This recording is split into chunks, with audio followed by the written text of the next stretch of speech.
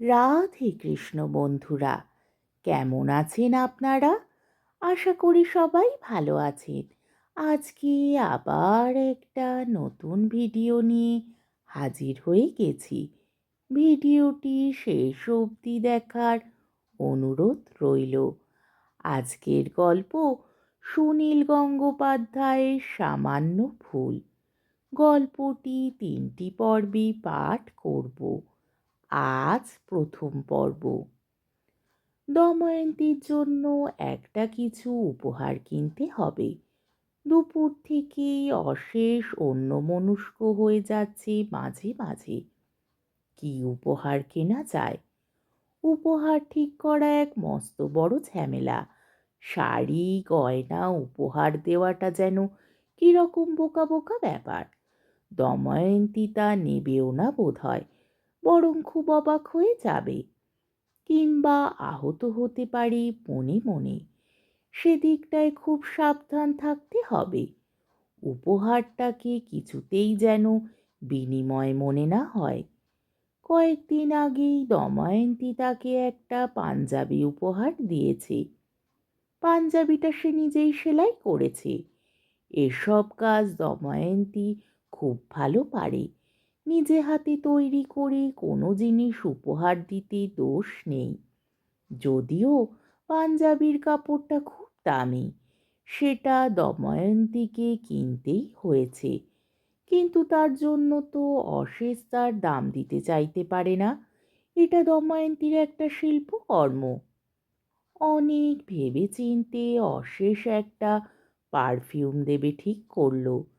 জিনিসটা ছোট্টখাট্টো হবে, আর সব মেয়েই পারফিউম পছন্দ করে। দময়ন্তীর অবশ্য সাজ পোশাকের দিকে তেমন মন নেই। অনেক সময় কাছে রুমাল থাকে না, আঁচল দিয়ে মুখ মোছে। নিউ মার্কেটের যে দোকানটা থেকে অশেষ নিয়মিত ব্লেড কেনে, সেই দোকানটায় গিয়ে হাজির হলো অফিস ছুটির পর। দোকানের মালিক অশেষের চেনা। অশেষ আজ ব্লেডের বদলে পারফিউম চাইল বলে মালিকটি বেশ অবাক হলেন। তিনি 2-3 রকম পারফিউম বার করতেই অশেষ আবার বলল, ছেলেদের নয়, মেয়েদের। অনেক দেখে শুনে একটার গন্ধ তার বেশ পছন্দ হলো।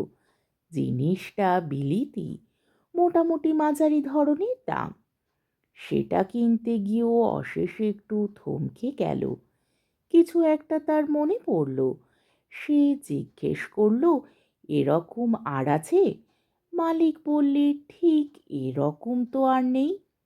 অশেষ বলল, আমার ঠিক একরকম দুটি চাই।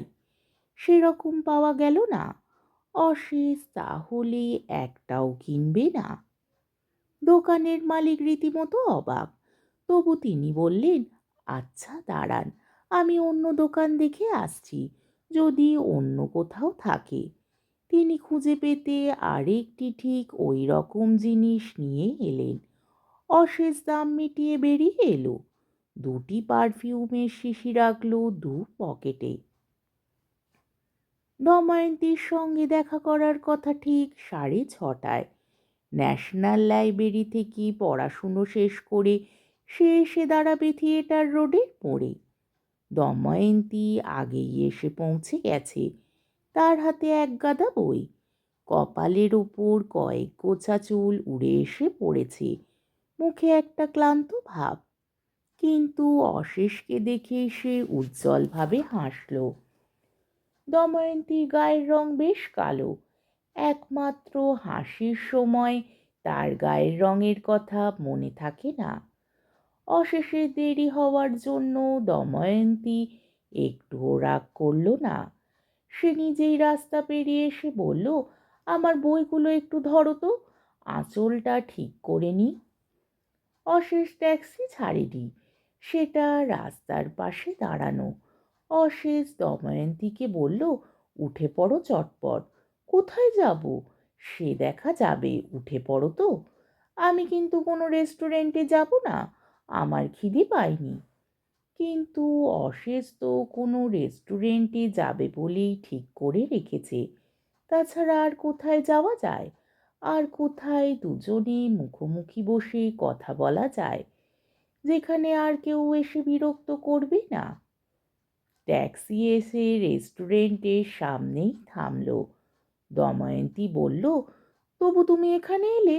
বললাম না আমার একটুও খিদে পায়নি। ন্যাশনাল লাইব্রেরির ক্যান্টিনে 3খানা সিঙাড়া খেয়েছি। তাহলে আর কোথায় যাব?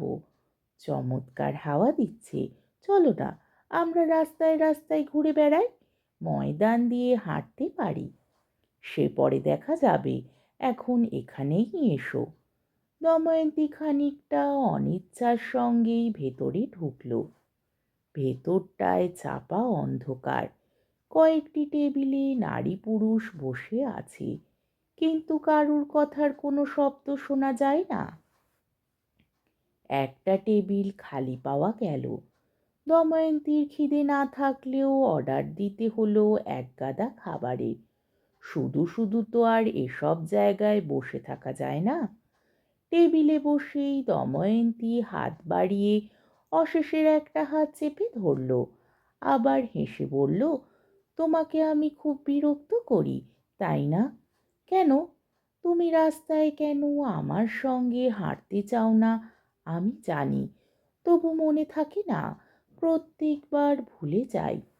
কেন হাঁটতে চাই না? কারণ আমি দেখতে ভালো না, তোমার পাশে আমাকে মানায় না।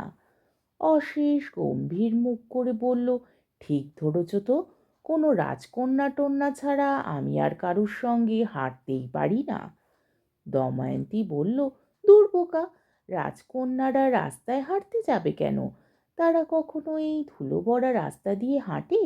তাছাড়া তুমি আজকাল আর সেরকম রাজকুমারী পাচ্ছ কোথায়? সবই তো চলে গেছে গল্পের বইয়ের মধ্যে। এবার আসল কারণটা বলবো। তুমি রাস্তা দিয়ে হাঁটতে ভয় পাও কারণ কেউ তোমাকে দেখে ফেলতে পারে। অশেষ বলল, এই কারণটা অনেকটা ঠিক, তবে এই রকম কারণে সাধারণত মেয়েরাই ভয় পায়। একটা ছেলের ভয় পাওয়া ঠিক যেন মানায় না। তুমি পাও, কারণ মনিকা যদি কখনো তোমাকে দেখে ফেলে আমার সঙ্গে। এটা অশেষ একেবারে অস্বীকার করতে পারল না, কারণ মনিকা তার বোন। সে দময়ন্তীর বিশেষ বান্ধবী। মনিকা গুণাক্ষরেও জানে না যে অশেষের সঙ্গে দময়ন্তীর কোনো সম্পর্ক আছে।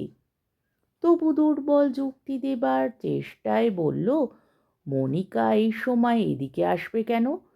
ওর চেনাশুনো কেউ তো দেখে ফেলতে পারে। কথাটা বলেই দময়ন্তী মুখটা ঝুঁকিয়ে দিয়ে বলল, এখানে তো আমাদের চেনাশুনো কেউ নেই। এখানেই তোমাকে একটা চুমু খাবো, ভীষণ ইচ্ছে করছে। অশেষ একটু চমকে উঠে বলল, এত লোকজনের মধ্যে? তাতে কি হয়েছে, আমি কাউকে গ্রাহ্য করি না। ঠিক আছে খাও, দেখি তোমার কত সাহস। ঠোঁট দুটো গোল করে দময়ন্তী একটা ভঙ্গি করল, তারপর বলল, এই তো খেলাম মনে মনে, কেউ দেখতে পেল না। অশেষ পকেটে হাত ঢোকালো। এই কি উপহারটা দেবার সময়, নাকি আর একটু পরে? ঠিক সময় মতন হওয়া দরকার। আজকের পর্বটি এইখানেই শেষ হলো।